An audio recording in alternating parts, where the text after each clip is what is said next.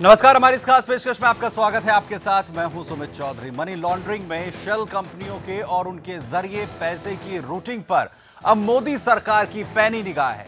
इसके खिलाफ कानून पहले भी था, लेकिन राजनीतिक इच्छा शक्ति अब नजर आ रही है और बेनामी संपत्ति के खिलाफ कानून में संशोधन और लागू होने के बाद इसकी धार और तेज हो गई है। दरअसल काली कमाई को सफेद करने के लिए शेल कंपनियां बनाना और उसके जरिए मनी लॉन्ड्रिंग करना अब तक बेखौफी रहा है, लेकिन अब सरकार की तरफ से इस पर सख्ती के बाद एक उम्मीद नजर आने लगी।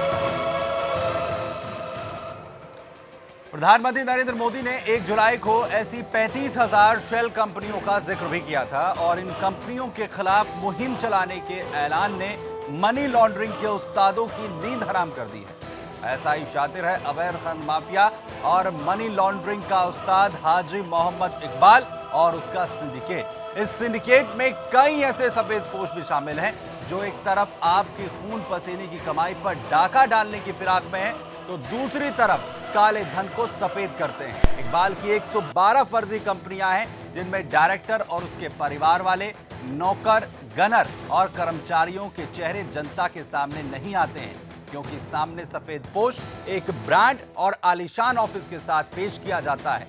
ये तमाम चीजें होती हैं और साथ ही साथ जनता को लूटने का पूरा प्लान होता है। किस तरीके से इन शेल कंपनियों के जरिए ये लोग मचाते हैं, अपनी काली कमाई के इस पूरे धंधे को चलाते हैं, ये आपको दिखाते हैं।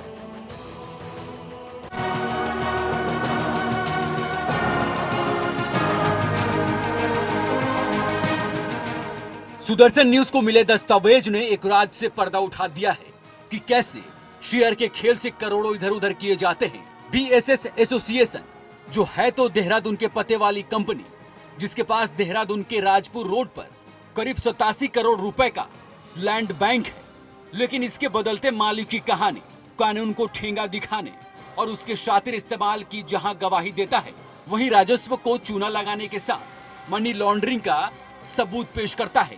इसके केंद्र में है सफेदपोश चंद्रमोहन सेठी, जो सेठी ग्रुप का मालिक है और अकेले नोएडा में ही करीब 3,000 करोड़ रुपए का रियल एस्टेट प्रोजेक्ट चला रहा है। दरअसल उत्तराखंड, जहां बाहरी लोग 250 गज से ज्यादा जमीन खरीद या बेच नहीं सकते, एनसीआर का रहने वाले चंद्रमोहन सेठी और गुलशन सेठी और उनकी कंपनियों ने बीएसएस एसोसिएट्स की करोड़ों की जमीन वाली कंपनी के शेयर को लाखों में खरीदकर मालिक बन बैठे और स्टाम्प की चोरी के साथ आयकर विभाग को भी धोखा दिया। इस खेल को सेठी ने 2015 में फिर खेला, जब हाजी इकबाल की काली कमाई को मनी लॉन्ड्रिंग के सफेद करने का ताना बाना बुना गया। आयकर विभाग के देहरादून शाखा की जांच रिपोर्ट और एसआईटी भूमि की रिपोर्ट के मुताबिक बीएसएस एसोसिएट्स के पहले डायरेक्टर देहरादून के थे। करोड़ों की जमीन वाली इस कंपनी को चंद्रमोहन सेठी यानी सेठी ग्रुप ने 2012 में कुछ लाख में शेयर खरीदकर अपने नाम कर लिया और बाद में हाजी इकबाल के सिंडिकेट से जुड़कर इस कंपनी के शेयर को इकबाल परिवार और इकबाल की कंपनियों के नाम ट्रांसफर कर दिया। उस वक्त करीब 16,510 वर्ग मीटर जमीन की बाजार कीमत करीब 87 करोड़ 86 लाख थी, लेकिन कंपनी के शेयर को 15 करोड़ 96 लाख रुपए देकर कंपनी अपने कब्जे में कर लिया। जहां जांच रिपोर्ट के मुताबिक शेयर के इस खेल से हाजी इकबाल का करीब 73 करोड़ 81 लाख का काला धन सेठी ग्रुप में पहुंच गया। इस पूरे खेल में सेठी और इकबाल ने आईटी एक्ट 1961 के सेक्शन 56 का साफ उल्लंघन किया है।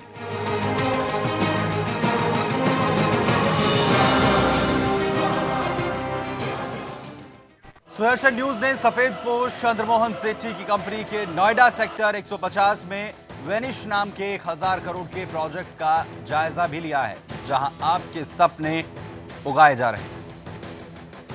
हम इस वक्त नोएडा के सेक्टर 150 में हैं और मेरे पीछे सेठी ग्रुप का वेनिस प्रोजेक्ट है, जो करीब 14 एकड़ में फैला हुआ है। 13 टावर हैं और करीब 1,000 करोड़ का ये प्रोजेक्ट है।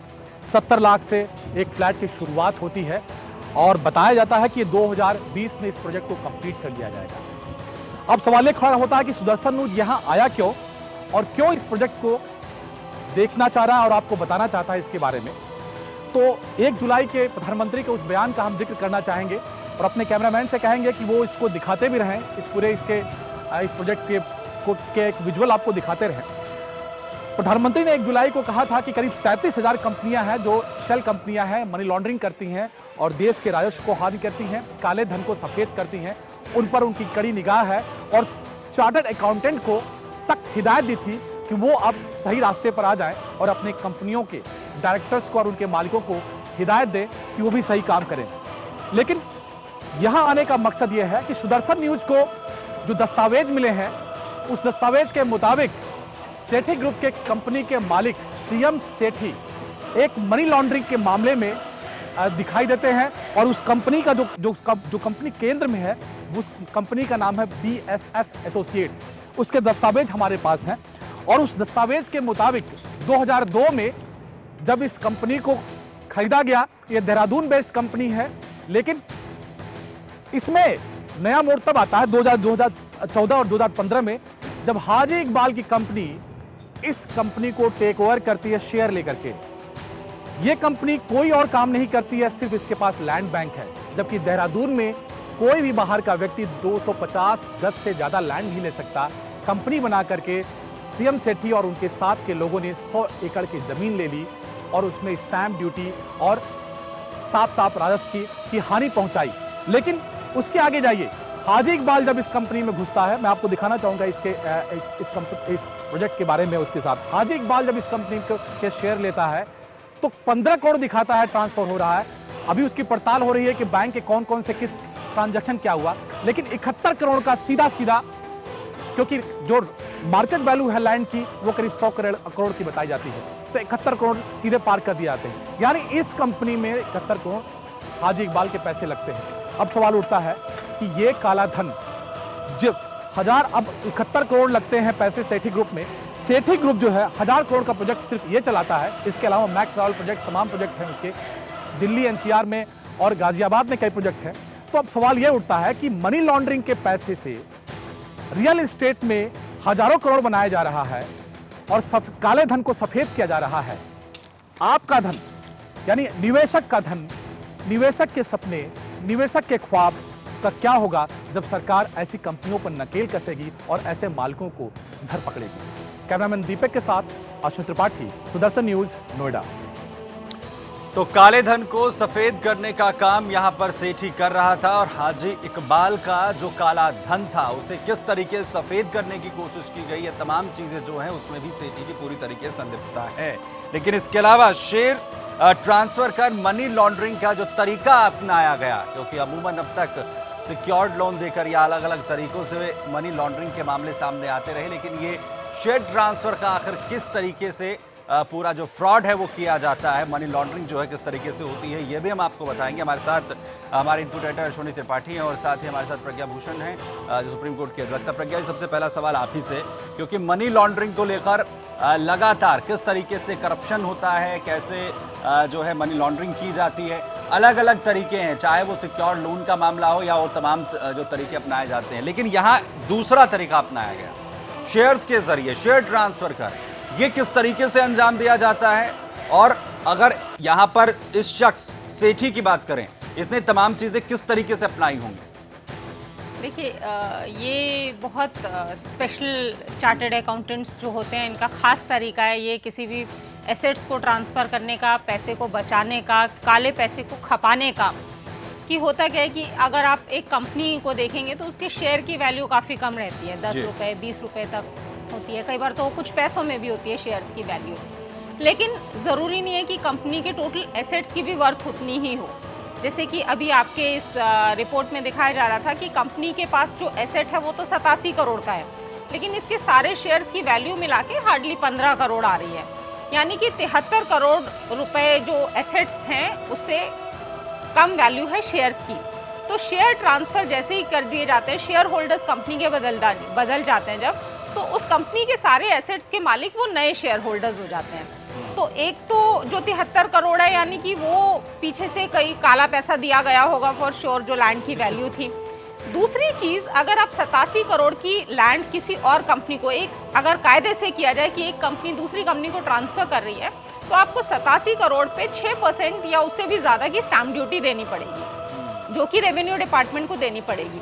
तो आपने इस 87 करोड़ पे 6% से ज़्यादा की स्टैम्प ड्यूटी प्लस 1% का TDS, ये भी आपने गबन कर लिया, जो सरकार को देना चाहिए था।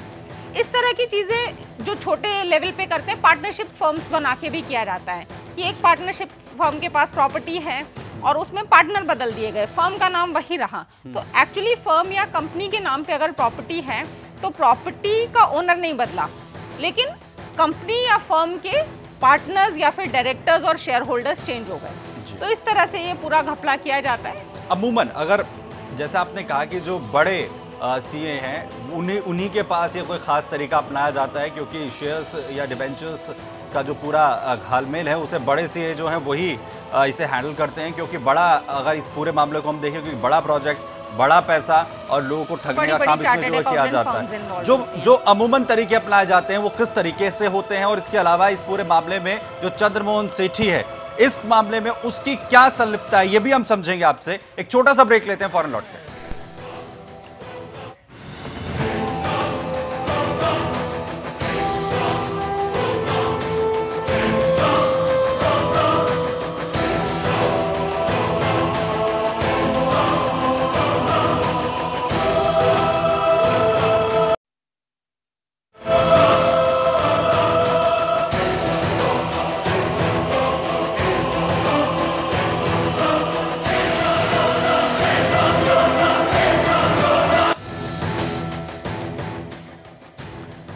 तो आज अब आपको बता रहे हैं बिल्डरों का मनी लॉन्ड्रिंग का खेल किस तरीके से खेला जाता है। हालांकि ये जो लगातार हमने मुहिम चलाई है, खनन से लेकर शिक्षा माफिया बनने तक, किस तरीके से हाजी इकबाल का जो साम्राज्य है, उसका जो काला पैसा है वो रियल एस्टेट तक जाकर पहुंचा, और इसके बाद वो तमाम खड़ियां जो हाजी इकबाल के काले कारनामों के साथ जुड़ती हुई नजर आती है, वो तमाम लोग जो उसके काले कारनामों को, उसके काले पैसे को सफेद बनाने के खेल में उसके साथ जुड़े हुए हैं, जो अपने आप को व्हाइट कॉलर बताते हैं, जिसमें चंद्रमोहन शेट्टी का जो नाम है वो सीधे तौर पर सामने आ रहा है। किस तरीके से उसने शेयर ट्रांसफर कर एक बड़ा खेल खेला और उस पूरे काले पैसे को सफेद बनाने का खेल चला, और इसके अलावा जो जनता है, उसके जो सपने हैं, वो लोग जो सपने देखते हैं रियल एस्टेट में अपने एक आशियाने का, उन तमाम चीजों को ठगने का काम ये तमाम लोग करते हैं।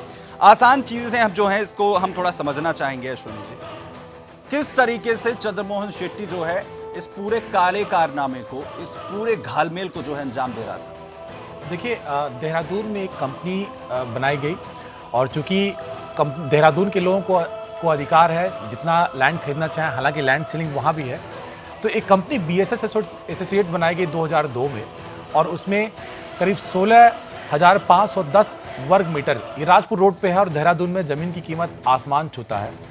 कम से कम करीब 53,000 रुपये पर वर्ग मीटर की उसकी कीमत है, और उसके हिसाब से जो आकलन किया, हालांकि अभी 70,000 के आसपास है, तो जो जांच एजेंसियों ने जो उसका आकलन किया वो करीब 87 करोड़ रुपए का आता है उसको। उस जमीन को सेठी ग्रुप ने करीब 20 लाख के आसपास खरीदा उसको, और जो उत्तराखंड के डायरेक्टर्स थे, जो महिलाएं थी, उनको रिप्लेस करके शेयर ये डायरेक्टर बन गए। ये NCR के बाहर के हैं। इस कंपनी को उन्होंने टेक ओवर कर लिया, और खास बात यह है कि कंपनी ये कोई काम नहीं करती है, सिर्फ इसके पास लैंड बैंक है। अब आप सोच रहे होंगे कि जब ये कोई काम नहीं करती है तो इसके शेयर के वैल्यू कैसे बढ़ रहे हैं, क्या हो रहा है जी। ये कंपनी जो 20 लाख में खरीदी गई थी, उसके शेयर की वैल्यू उन्होंने कैसे इजाफा किया, कैसे बढ़ाया, ये भी एक सोचने की बात है। वो करीब 15 करोड़ के आसपास तब बैठती है जब 2015 में इसे हाजी इकबाल के संपर्क में, सिंडिकेट के संपर्क में ये लोग आते हैं और बातचीत होती है। तो ये होता है कि काले धन को कैसे इसमें डाला जाए। तो चूंकि ये थोड़ा व्हाइट कलर लोग हैं, तो उन्होंने रास्ता, और उनके सीए ने रास्ता ये सुझाया कि आप इस कंपनी को टेक ओवर कीजिए, शेयर से आप टेक ओवर कीजिए, उससे आपके काले धन को हम एब्जॉर्ब कर लेंगे, क्योंकि लैंड बैंक तो आपको हम दे ही रहे हैं, लैंड बैंक आपको मिल रहा है, लेकिन शेयर तो उनको दे दिया। इस कंपनी में डायरेक्टर अभी भी चंद्रमोहन सेठी और गुलशन सेठी हैं, ये गौर करने वाली बात है। शेयर असल में इस कंपनी के मालिक हाजी इकबाल और उसकी कंपनियां हैं, एसोसिएट कंपनियां हैं, लेकिन डायरेक्टर अभी भी हैं। यानी अभी भी जो काले धन का जो टनल है, जो काले धन की जो जो जो एक कह सकते हैं उसका जो शिरा है वो सेठी ग्रुप में खुल रहा है। डायरेक्टर के तौर पे ये उससे लाभ लेते होंगे, उससे जो भी होगा वो अपने ट्रांजैक्शन करते होंगे, क्योंकि कंपनी के डायरेक्टर हैं, ट्रांजैक्शन कर सकते हैं, वो बाकी आगे पड़ताल की बात है। बिल्कुल। लेकिन ये सफेद पोस्ट चंद्रमोहन सेठी जो 3000 करोड़ का प्रोजेक्ट चला रहे हैं, वो भी हाजी इकबाल के काले धन को खपाने में लगे हुए हैं, उनको सफेद करने में जो है लगा हुआ था। रणवीर हमारे साथ जुड़ गए हैं, याचिकाकर्ता जो हैं। रणवीर, नए खुलासे हो रहे हैं, नए नाम सामने आ रहे हैं, जिसमें चंद्रमोहन सेठी का नाम सामने आ रहा है। किस तरीके से जो मनी लॉन्ड्रिंग का खेल है, शेयर ट्रांसफर के जरिए जो है खेला जा रहा था। हाजी इकबाल का जो पूरा नेटवर्क है उसमें व्हाइट कॉलर जो लोग हैं उनके नाम भी जुड़ रहे हैं। आप जब लगातार इस पूरे मामले को देखते रहे, आपने जब याचिका दाखिल की, आपके सामने क्या इस तरीके के लोगों की जो फहरिस्त है, नाम जो है वो जुड़कर सामने आ रहे थे?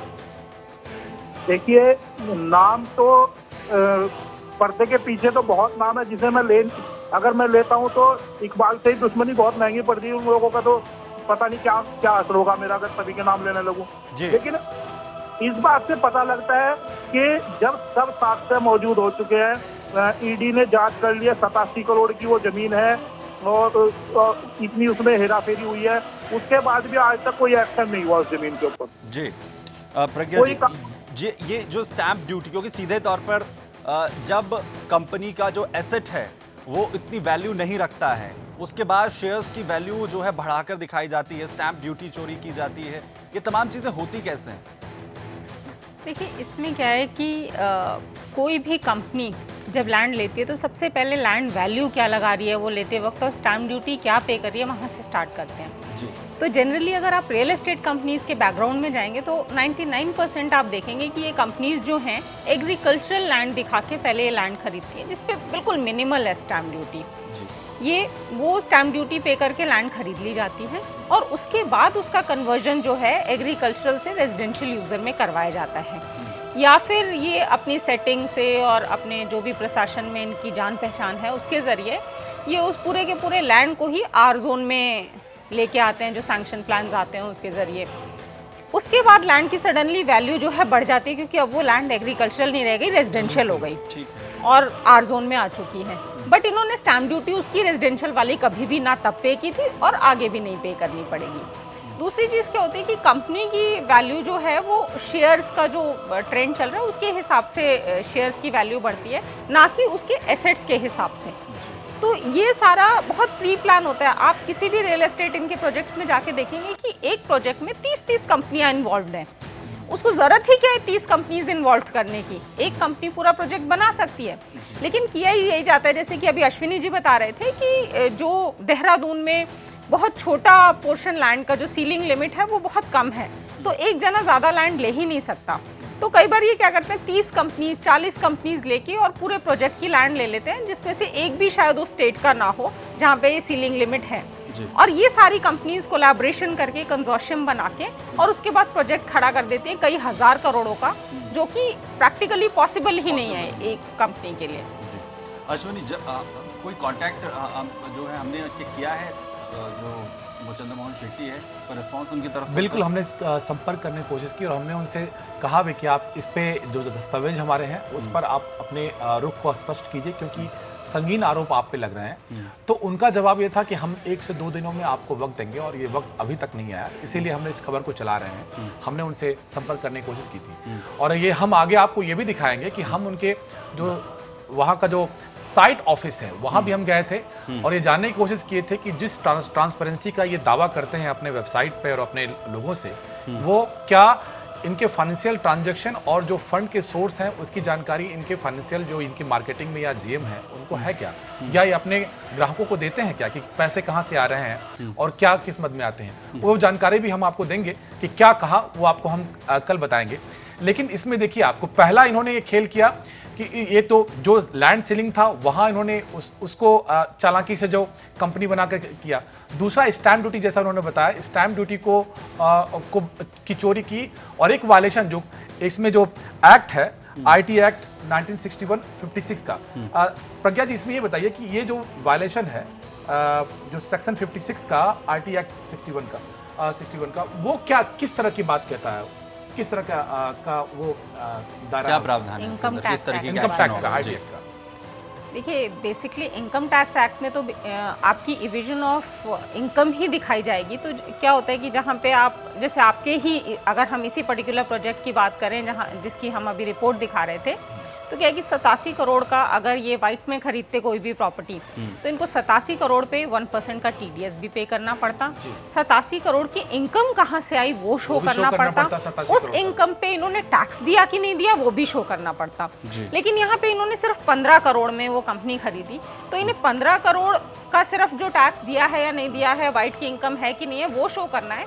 एंड सेकेंडली, इनको जो TDS है जो एक लैंड ट्रांजैक्शन के वक्त पे करना होता है, उसको पे करने की जरूरत नहीं पड़ी, वो बचा लिया इन्होंने। इसीलिए प्रज्ञा जी, मैं एक और चीज ऐड करना चाहूंगा आपको। जैसा हम लोग चर्चा करते हैं कि हाजी इकबाल के 6 सालों के जो परिवार की कुल कमाई थी वो 11 करोड़ थी। ये 2014 तक का जो उनका अपना आंकड़ा था, और ये 2014-2015 में ये ट्रांजेक्शन हुआ है।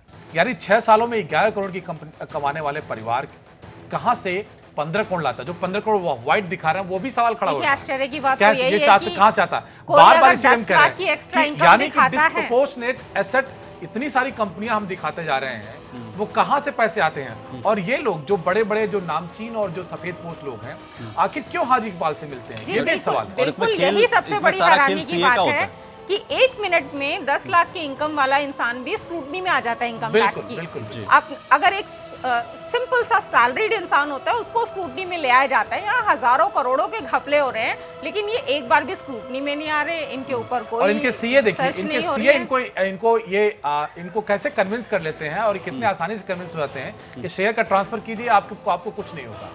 अब जब IT डिपार्टमेंट ने इंक्वायरी की है और अंडर वैल्यू करने का साफ मामला आया है, तो क्या ये बच पाएंगे और उनके सीए कहां जाएंगे, ये भी देखना होगा। बिल्कुल, यानी जो सीए हैं, क्योंकि इस पूरे घालमेल के पीछे जो है सीधे तौर पर सीए का हाथ होता है, और सीए जिस पर पूरी जिम्मेदारी होती है, जिसे सरकार की तरफ से ये अथॉरिटी दी जाती है कि वो तमाम जो इस तरीके के लेन देन है उनका पूरा क्लियरेंस जो है रहे, वो साफ सुथरा लेन देन हो, उसमें सीए अपनी किस तरीके से जिम्मेदारी निभाते हैं। और सीधे तौर पर सीए के ऊपर सवाल आता है कि उसने किस तरीके से अपनी जिम्मेदारी को निभाया है।